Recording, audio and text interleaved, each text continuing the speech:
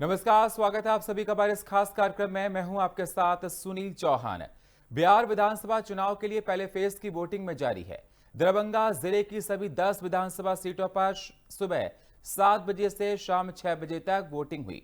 शाम 5 बजे तक 58.38% वोटिंग हुई। इसके पहले दोपहर 3 बजे तक 51.75%, 1 बजे तक 39.35%, सुबह 11 बजे तक 26.7% और सुबह 9 बजे तक जिले में कुल 12.45% वोटिंग हुई थी। शाम 5 बजे तक 60.13% मतदान हुआ है। इस बार बिहार में रिकॉर्ड तोड़ वोट दर्ज की गई है, मतलब इस बार मतदान बहुत ज्यादा हुआ है। अब देखा जा रहा है कि बिहार में मैदान में कुल 1314 प्रत्याशी हैं फर्स्ट फेज में, और देखा जा रहा है कि सामान्य सीट हैं जो उसमें 102 हैं और आरक्षित सीट 19 हैं। तो फर्स्ट फेज का मतदान बिहार में जुड़ा। और चर्चा करने के लिए हमारे साथ जुड़ चुके हैं राजनीतिक विश्लेषक राहुल तलान जी और वरिष्ठ पत्रकार नीरज मेहरे जी। स्वागत है दोनों मेहमानों का चर्चा में जुड़ने के लिए। नीरज जी, सबसे पहले मैं आपके पास आना चाहूंगा। इस बार देखा गया कि बिहार में जो वोटिंग परसेंटेज है बहुत ज्यादा हुआ है, 60 से ज्यादा का अनुमान लगाया जा रहा है। और बहुत सी ऐसी जो सीटें थी जो चर्चाओं में काफी रहीं, अगर मोकामा की बात की जाए और भी सीटों की बात की जाए तो वहां अभी भी लंबी कतार लगी है 5 बजे के बाद। तो क्या यह माना जाए बढ़ती हुई वोटिंग का जो आकलन लगाया जाए उसे आप किस प्रकार से देखते हैं?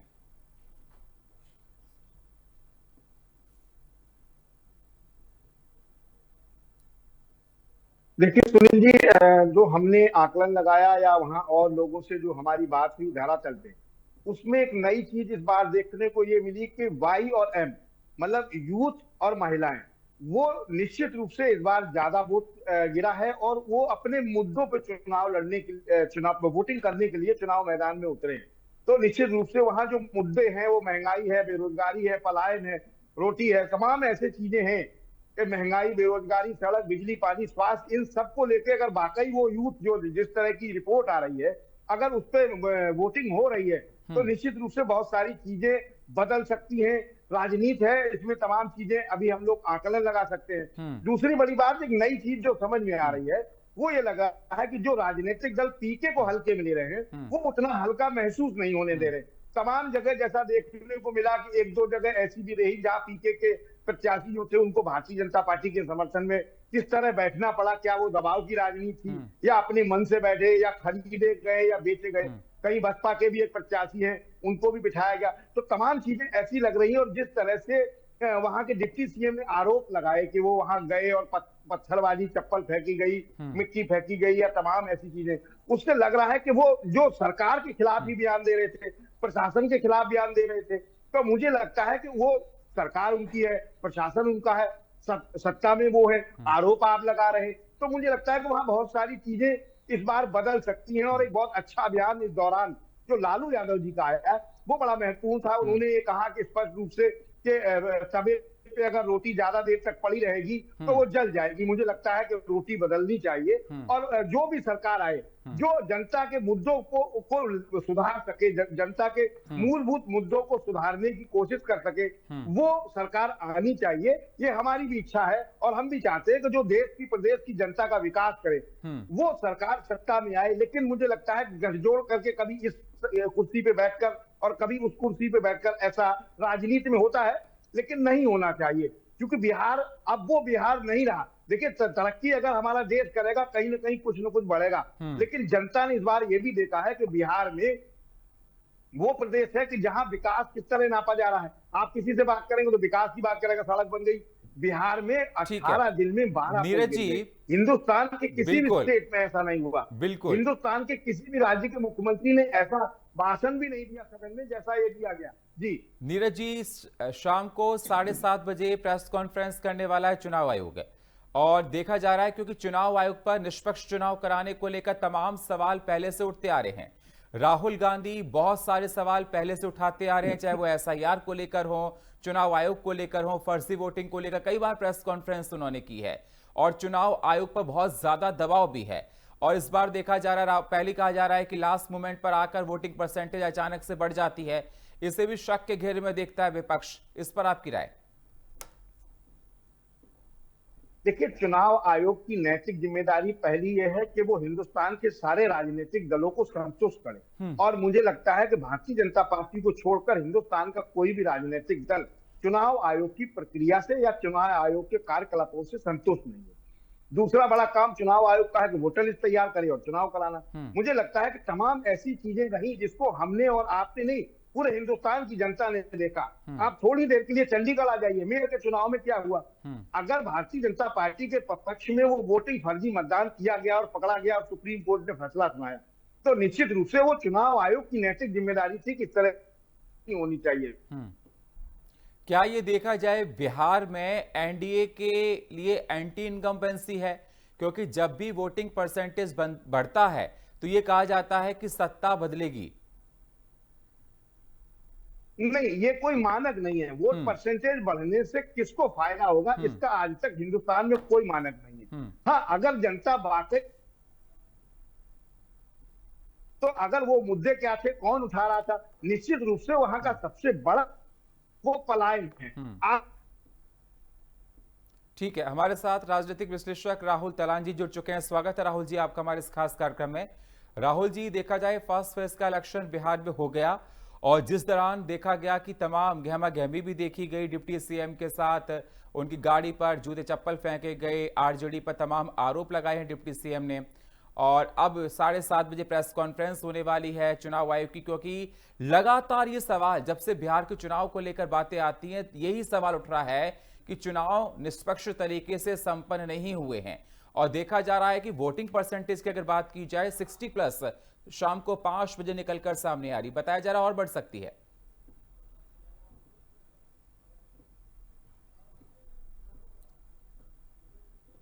राहुल जी, अपने फोन को आप अनम्यूट कर लीजिए, आवाज आपकी मेरे पास नहीं आ रही है। नहीं, देखिए मेरा फोन अनम्यूट है जी, आपकी आवाज मेरे पास अच्छे से आ गई है सर।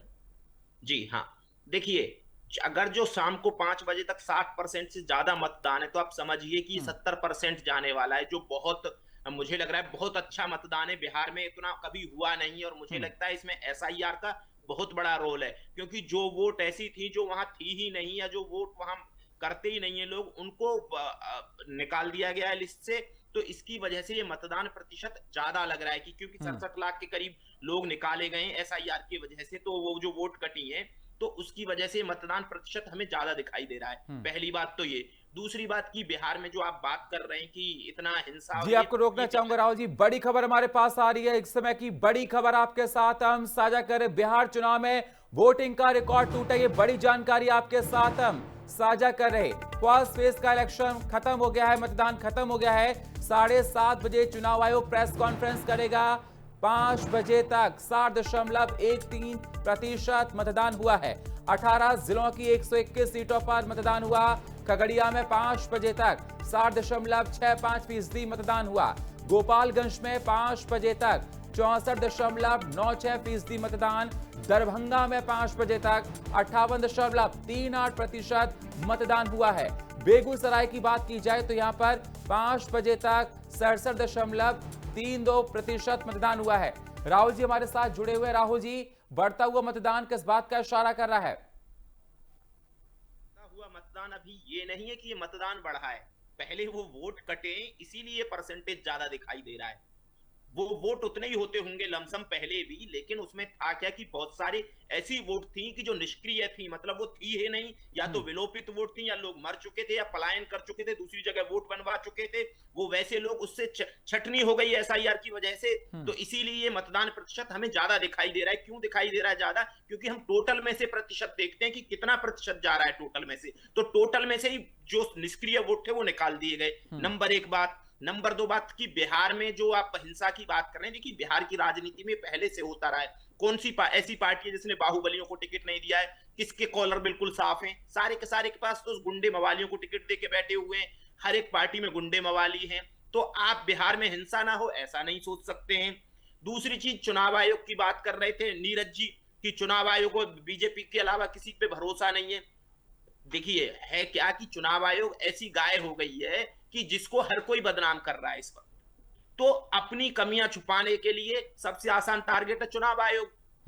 चुनाव आयोग पे आप कुछ भी बोल के निकल जाइए। आपसे जब कोई ये बोले कि अगर जो चुनाव आयोग उतना ही बेईमान है, उतना ही करप्ट है, तो फिर आप चुनाव क्यों कर रहे हैं, जब आपको पता है कि आप जीत नहीं सकते हैं, क्योंकि चुनाव आयोग ऑलरेडी कंप्रोमाइज्ड है बीजेपी से, तो फिर आप चुनाव लड़ क्यों रहे हैं? और लड़ भी रहे हैं तो फिर ऐसा लड़िए कि वो चुनाव प्रचार क्यों कर रहे हैं, जब आपको पता है राहुल ऑलरेडी जी, लेकिन कॉम्प्रोमाइज्ड है। राहुल जी, सवाल ये है जी, ना, आप सुप्रीम कोर्ट राहुल जाएंगे, जी, ना लेकिन आप सवाल सुप्रीम इस कोर्ट बात का भी जाएंगे, उठ रहा तो है, खुद एक सबूत सेकेंड राहुल जी, खेलेंगे मीडिया के सामने। सवाल इस बात का भी उठ रहा है, कहा जा रहा है कई आरजेडी की तरफ से कि स्ट्रांग रूम जब तक ईवीएम ना जाएं, आरजेडी के तमाम कार्यकर्ता रहें। पोलिंग बूथ पर भी कह रहे हैं आरजेडी बोगस वोटिंग को लेकर तमाम आरोप मढ़ रही है। बहुत से जगह पर यह भी आरोप लगाया कि बिजली काट दी गई, कहीं ये आरोप लगाया गया स्टीमर ठीक से नहीं चलाए जा रहे हैं। चुनाव आयोग कहीं ना कहीं इनडायरेक्टली एनडीए की मदद कर रहा है, आरजेडी ने यह आरोप लगाया है। देखिए, है क्या कि आरोप लगाना सुनील जी बहुत आसान काम है। जैसे मैंने बोला कि आपको इलेक्शन कमीशन को आरोप लगाने, स्ट्रांग रूम पे हर वक्त हर एक पार्टी के कार्यकर्ता होते हैं। जहां चुनाव वोट होती है ना, बूथ पे हर एक पार्टी का एक बीएलए होता है, बूथ लेवल एजेंट। वो गेट के सामने खड़ा होता है, उसको पता है कौन अंदर जा रहा है कौन नहीं जा रहा है, हर एक पार्टी का होता है, हर एक कैंडिडेट का एक बीएलए होता है। तो बोगस वोटिंग नहीं हो सकती है। अगर जो आप ये बोल रहे हैं कि भाई सारी मशीनरी जो अंदर पीठासीन अधिकारी बैठा है वो बीजेपी के लिए काम कर रहा है, जो बाकी और शिक्षक वहां काम कर रहे हैं वो बीजेपी के लिए काम कर रहा है, ये ऐसे आरोप हैं जिन पे हंसी आती है। अगर जो कोई चुनाव प्रक्रिया को नहीं जानता है, अगर जो कोई कभी वोट देने नहीं गया है, उसको पता नहीं है कि वोट कैसे डाले जाते हैं, वो इन चीजों पे कन्विंस हो सकता है। लेकिन जो चुनावों में बहुत डीपली इन्वॉल्व रहा हो, जिसने देखा हो कि बूथ पे वोट कैसे, सबसे पहले बूथ लेवल एजेंट आते हैं। जब इलेक्शन होता है तो 1 घंटे पहले पहुंचते हैं मतदान से, सारी ईवीएम उनको चेक कराई जाती हैं, उनके आईडी कार्ड बनाए जाते हैं कि वो दरवाजे पे खड़े रहेंगे उस स्कूल के पे, कि कोई ऐसा व्यक्ति बाहर अंदर ना आ सके जिसकी वोट नहीं है, या कोई 2 बार नहीं आ सकता है। हर किसी पे स्याही लगती है, और वो स्याही एक बार लग गई तो छूटती नहीं है कई हफ्तों तक। आप ऐसे आरोप लगा देंगे अचानक से और ये देश मान लेगा। आपके कार्यकर्ता है नहीं, कांग्रेस ने आरोप लगाए, कांग्रेस के कार्यकर्ता कहां है बताइए?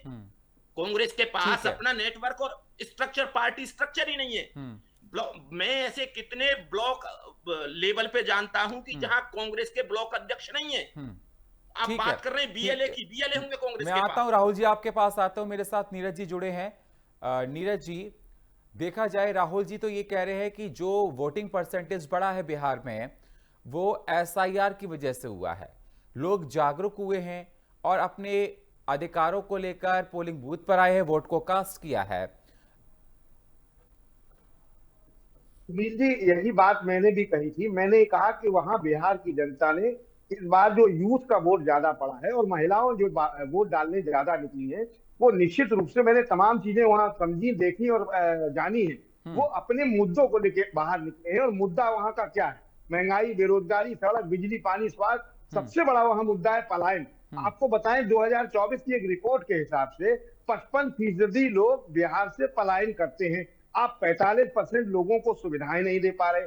आप लगातार वहां मुख्यमंत्री है, तमाम ऐसी चीजें हैं जो बिहार में दिक्कत है लोगों को। 45% के लिए आप उनकी सुरक्षा नहीं कर पा रहे, क्राइम नहीं रोक पा रहे। तो निश्चित रूप से अगर जनता अपने मुद्दों को लेकर सड़क पे आई है तो मुझे लगता है कि इसके परिणाम कुछ भी हो, क्योंकि हम भविष्य वक्ता नहीं हो सकते।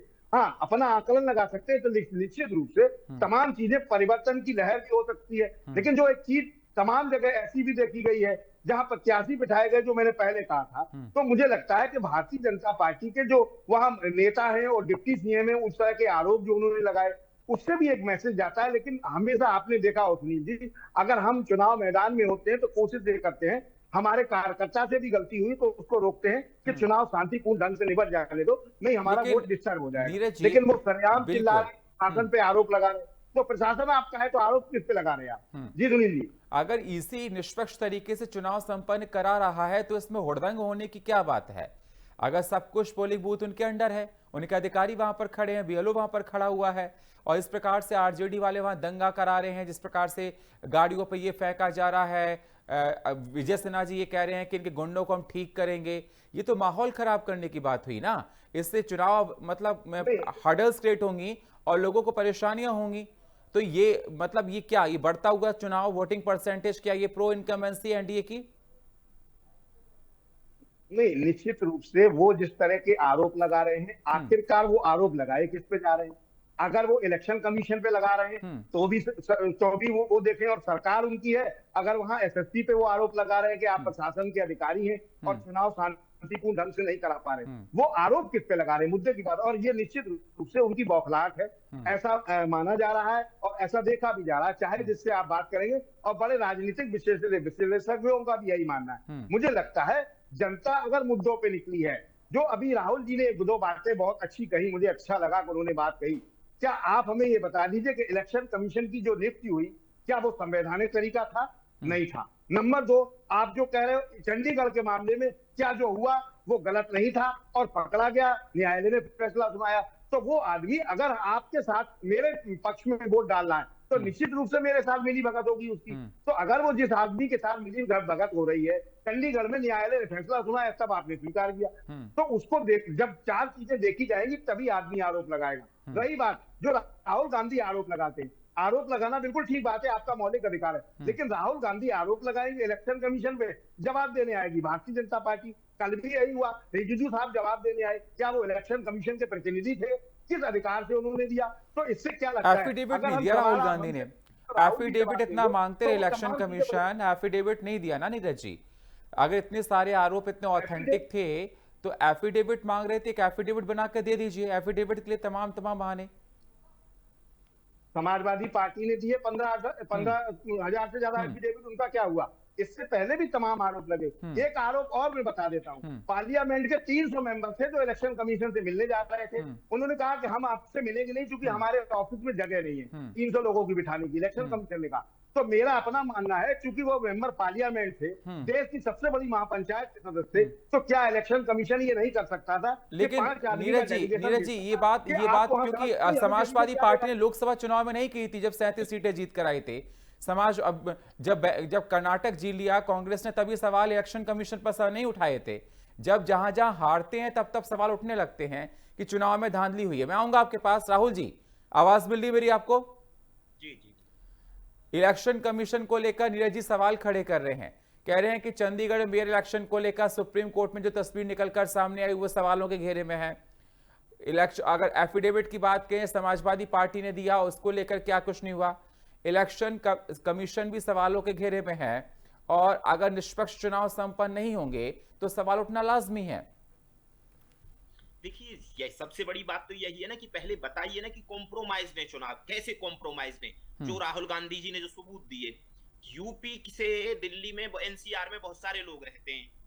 अब वो जो लोग रह रहे हैं वो अपने गांव में भी वोट है उनकी और दिल्ली में भी वोट है, तो वही लेख निकाल के लाए। ये बिल्कुल सामान्य सी बात है। हो सकता है राहुल गांधी के लिए ये बहुत अचरज वाली बात होगी, लेकिन ये सामान्य सी बात है भारत में। क्योंकि पंचायत चुनाव में आप अगर जो कभी भी पंचायत चुनाव को गौर से देखेंगे, प्रधानी और सरपंच के चुनाव को, तो लोग दिल्ली से जाते हैं, वो दिल्ली में भी उनकी वोट है, दिल्ली में उनको वोट चाहिए, क्योंकि वो किसी राहुल जी ये गलत होगा ना, दो वोटर आईडी कार्ड, ये तो गलत है सरासर। गलत है। मैं ये नहीं बोल रहा हूँ कि ये गलत नहीं है, गलत है ये। दो वोट तो ये किसकी लापरवाही? ये किसकी लापरवाही? चुनाव आयोग की लापरवाही है ना। चुनाव आयोग की, बीएलओ की लापरवाही है कि क्यों नहीं अपडेट करते हैं, क्यों ऐसे लोगों पर कार्रवाई नहीं होती जिनके पास दो वोटर आईडी कार्ड हैं। देखिए सुनील जी, मैं आपको एक चीज बताता हूँ, चुनाव आयोग के पास अपने एम्प्लॉय नहीं है, वो राज्य सरकार के एम्प्लॉइयों से काम कराते हैं। जो वोटर लिस्ट अपडेट होती है या किसका फोटो जाएगा किसका नहीं जाएगा, वो टीचर्स होते हैं, या वो जो टीचर्स हैं जो जगह जगह काम कर रहे हैं वो काम कर रहे होते हैं। वो किसका फोटो अपलोड करेंगे, वो कौन सी मॉडल लगाएंगे, वो एंजेलिना जॉली का फोटो लगाएंगे, ये बहुत सारी चीजें ये होता है। और ये ऐसा नहीं है, मैंने तो कितनी बार कुत्ते का फोटो देखा है वोटर लिस्ट में। तो इसका मतलब ये नहीं है कि आप किसी संवैधानिक गलतियां हैं उसमें, ये नहीं मैं बोल रहा हूं कि गलतियां नहीं है उसमें, गलतियां हैं और वो फुल प्रूफ सिस्टम हो भी नहीं सकता है। जब 1993 में जब वोटर आईडी कार्ड अपनाया गया था तब कितना बवाल मचा था उसमें। फिर उसके बाद मैं तो बोल रहा हूं कि आप सरकार को करना चाहिए, इलेक्शन कमीशन को, सरकार को एडवाइस करना चाहिए कि एक मोबाइल नंबर इशू किया जाए जो आधार से लिंक होगा, और फिर अपने घर से वोट डालिए आप, आपके पे ओटीपी आएगा। राहुल जी, अगर निष्पक्ष ये सब चीजें नहीं होंगी तो चुनाव पूरा सवालों के घेरे में आएगा, चाहे वो कोई सा भी चुनाव हो। वो चुनाव सुनील जी। अगर सपोज कीजिए किसी के पास 2 वोटर आईडी कार्ड हैं, आप कह रहे हैं एक दिल्ली एनसीआर में रहता है, एक अपने पैतृक गांव रहता है, जाकर वोट कास्ट करता है। जब फर्स्ट फेज के इलेक्शन हो तो यहां वोट कर दीजिए, जब कोई और फेज का इलेक्शन हो तो अपने पैतृक गांव चले जाइए। तो एक व्यक्ति ने दो मतदान कर दिए ना। थोड़ा क्लेरिफाई करता हूं मैं। पंचायत चुनाव में एक एक वोट इंपॉर्टेंट होती है। पंचायत चुनाव इस देश का एकमात्र चुनाव बहुत अच्छे से पता है सर। पंचायत चुनाव में ऐसे मैंने देखे हैं, मैंने ग्राउंड पर देखा, अगर बीमार व्यक्ति को चारपाई उठा के ले जाया जाता है और 100% मैंने देखा है, बहुत अच्छे से देखा है उसको, और एक एक वोट बेहद महत्वपूर्ण होता है। और सबसे ज्यादा करप्ट चुनाव होता है, सबसे ज्यादा करप्ट, सबसे ज्यादा करप्ट, सबसे ज्यादा पैसा लगता है उस चुनाव में। छोटे से चुनाव में 3-4 हजार की वोटिंग पे लोग 50-50 लाख रुपए खर्चा कर रहे होते हैं। लेकिन ये सवाल, ये इलेक्शन कमीशन सवालों के घेरे में आना, ये जरा बात को समझाइए। अगर इलेक्शनी पारदर्शिता के साथ प्रॉपर तरीके से वहां पर इलेक्शन कंडक्ट नहीं होंगे तो जनता के सामने तस्वीर क्लियर कैसे निकलकर सामने आएगी? देखिए, इलेक्शन कमीशन को बदनाम किया जा रहा है। जब ये देश आजाद हुआ था तब कैसे इलेक्शन होते थे सबको पता है। 1993 तक कैसे इलेक्शन हुए सबको पता है। जब वोटर आईडी कार्ड आए कैसे बूथ लूट लिए जाते थे सबको पता है, पूरे देश ने देखा है। सुधार सतत प्रक्रिया है। पहले जब जो आपके बैलेट पेपर होते थे वो लूट लिए जाते थे, उसके बाद फिर वोटर आईडी कार्ड आए, वोटर आईडी कार्ड पे अलग बवाल मचा, फिर ईवीएम आई, ईवीएम पे अलग बवाल मचा, फिर वोटर आईडी कार्ड को आधार से लिंक करने की बात हो रही है, उस पे अलग बवाल मच रहा है। तो धीरे धीरे सुधार होंगे। और ऐसा नहीं है कि अचानक से, जो भारत का कोई भी इलेक्शन आप देखेंगे जब से आजाद हुआ भारत आज तक, उसमें कितनी सारी खामियां मिल जाएंगी। आप वोटर लिस्ट, इस देश की आजादी के बाद की वोटर लिस्ट उठा के देख लीजिए, उसमें आपको 1000 खामी मिल जाएंगी। तो खामियां धीरे धीरे दूर होती हैं। आप धीरे धीरे परिपक्व लोकतंत्र बन रहे हैं। तो इसका मतलब ये नहीं है कि जो संस्था आपको चुन के संसद में भेजती है उसी संस्था पे आप आरोप लगा दें। स्वायत्त संस्थाएं इस देश में चुनाव कराने का जिम्मा चुनाव आयोग पे, कोई ऐसे नहीं है कि राहुल गांधी ऐसे सिक्के उछाल के चुने गए। अगर जो आपको यही एनआरकी चाहिए इस देश में कि सिक्के उछाल के चुने जाएं, सांसद तो किसी को भी चुन लीजिए फिर। तो जो सिस्टम है उसी के तरीके से चलिए। इस देश के लोकतंत्र पे कुठाराघात मत करिए। अगर जो राहुल गांधी चाह रहे हैं ना, देखिए राहुल गांधी के साथ दिक्कत क्या है कि उनके पास कार्यकर्ता है नहीं। वो लड़ रहे हैं ऐसी पार्टी से जिसके पास बूथ लेवल पे बहुत ज्यादा कार्यकर्ता हैं, इवन जिनके पास पन्ना प्रमुख है, वो ऐसी पार्टी से लड़ रहे हैं। उनके पास एक गांव में बीएलए नहीं मिलता, उनको बूथ लेवल एजेंट नहीं मिलता है। तो उनके लिए उस सरकार को हटाने का सबसे अच्छा तरीका बहुत पुरानी पार्टी है कांग्रेस, बहुत पुरानी पार्टी है, देश की सत्ता पर लंबे समय तक रही है, उसे हल्के में नहीं लेना आपको। हालात अभी क्या है, समाजवादी, माफ कीजिएगा, कांग्रेस बहुत बड़ी पार्टी है और लंबे समय तक सत्ता पर रही। मैं आपके पास आऊंगा। नीरज जी, मेरी आवाज मिल रही है आपको? जी मिल रही है। सुना आपने, राहुल जी ने तमाम बातों को उठाया है। उन्होंने कहा कि निष्पक्ष चुनाव संपन्न कराने के लिए बहुत सारे चुनौतियों से गुजरना पड़ेगा। देखिए सुनील जी, चुनाव उन्होंने बहुत सारे डिटेल भी दिए, राहुल जी की बहुत सारी बातें मैंने सुनी। मुझे लगता है कि हिंदुस्तान के आज तक के पिछले इतिहास में जितने भी चुनाव आयुक्त रहे, उसमें हमें लगता है हिंदुस्तान के अलावा विदेशों में जिसकी चर्चा हुई उनका नाम टी.एन. शेषन था। चुनाव उन्होंने भी कराया, उनके नाम की कसम खाते थे लोग। आज की तारीख में हर गली में छोटी सी पार्टी का भी आदमी आप पे आरोप लगा रहा है। ऐसा नहीं है। आपसे मैंने जो कहा कि आप पे आरोप लगाया जाएगा और जवाब देगी भारतीय जनता पार्टी, तो इससे क्या लगता है, इससे साफ जाहिर होता है कि आप दोनों मिले हुए हो। हम नहीं कह रहे, ये दुनिया कह रही, पूरा हिंदुस्तान कह रहा है। ठीक है, जल्दी से जो बातें कही, ठीक है राहुल जी, 10 से मैं संतुष्ट हूँ। समय हमको, राहुल जी 10 सेकंड जल्दी से फाइनल कमेंट राहुल आपका। गांधी की पैरवी नहीं कर रहा हूँ। देखिए, राहुल मैं नीरज सवाल उठा रहा है, इसलिए मैं बस एक सेकंड में खत्म कर रहा हूँ। तो जब आप इलेक्शन कमीशन ले, इलेक्शन कमीशन की जिम्मेदारी रही शपथ पत्र की। चलिए, बहुत बहुत शुक्रिया दोनों मेहमानों का, समय हमको इतनी इजाजत दे रहा है। बहुत बहुत शुक्रिया दोनों मेहमानों का चर्चा में जुड़ने के लिए। नीरज जी आपका, राहुल जी आपका।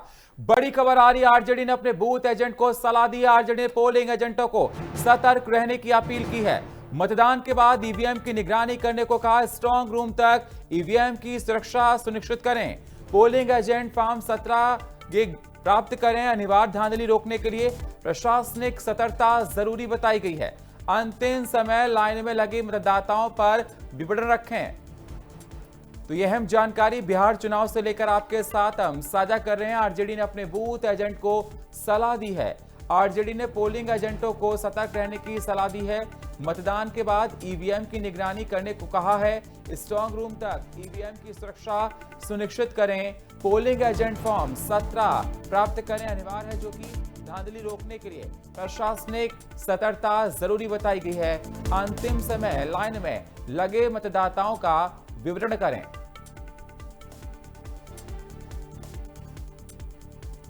तो बिहार चुनाव को लेकर आरजेडी ने अपने कार्यकर्ताओं को इंस्ट्रक्शंस दिए हैं कि आप लोग स्ट्रांग रूम तक साथ में जाइए।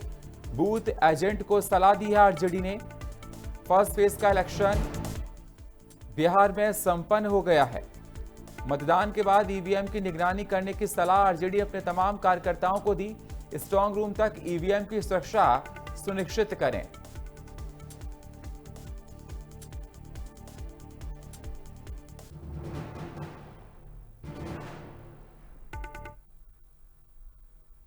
हाथरस से बड़ी खबर आ रही। हाथरस से इस वक्त की बड़ी खबर। हाथरस में आगरा अलीगढ़ हाईवे पर भीषण हादसा। रोडवेज बस और दूध टैंकर की जोरदार टक्कर आमने सामने से हुई। 2 लोगों की दर्दनाक मौत मौके पर हो गई। 12 यात्री गंभीर रूप से घायल हैं। टक्कर के बाद हाईवे पर अफरा तफरी मच गई है। पुलिस ने घायलों को अस्पताल पहुंचाया है। तो आपको बता दें, जांच पड़ताल जारी। बड़ा हादसा देखने को मिला है। 2 लोगों की मौके पर ऑन द स्पॉट डेथ हो गई है और देखा जा रहा है कि 1 दर्जन से ज्यादा लोग घायल हैं। हाथरस में आगरा अलीगढ़ हाईवे पर भीषण सड़क हादसा देखने को मिला। रोडवेज बस और दूध का टैंकर की आमने सामने जोरदार भिड़ंत। हादसे में 2 लोगों की मौके पर दर्दनाक मौत हो गई। 12 यात्री गंभीर रूप से घायल हो गए हैं, ऐसी जानकारियां आ रही हैं। टक्कर के बाद हाईवे पर अफरा तफरी मच गई है। हालांकि पुलिस मौके पर पहुंच गई है। घायलों को अस्पताल में पहुंचाया गया है। घटना को लेकर जांच पड़ताल भी जारी है।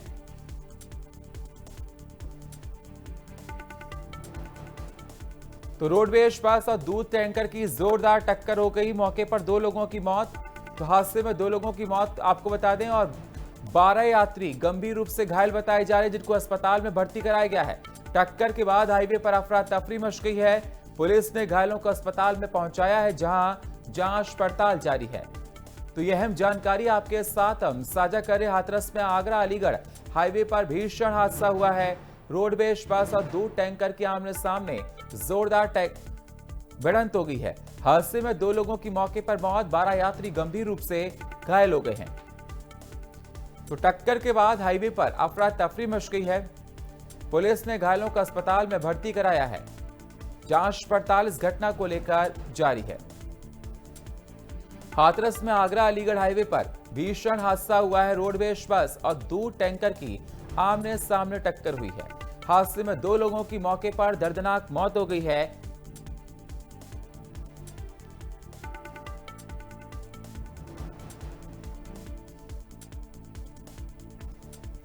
तो पुलिस ने घायलों को अस्पताल पहुंचाया है।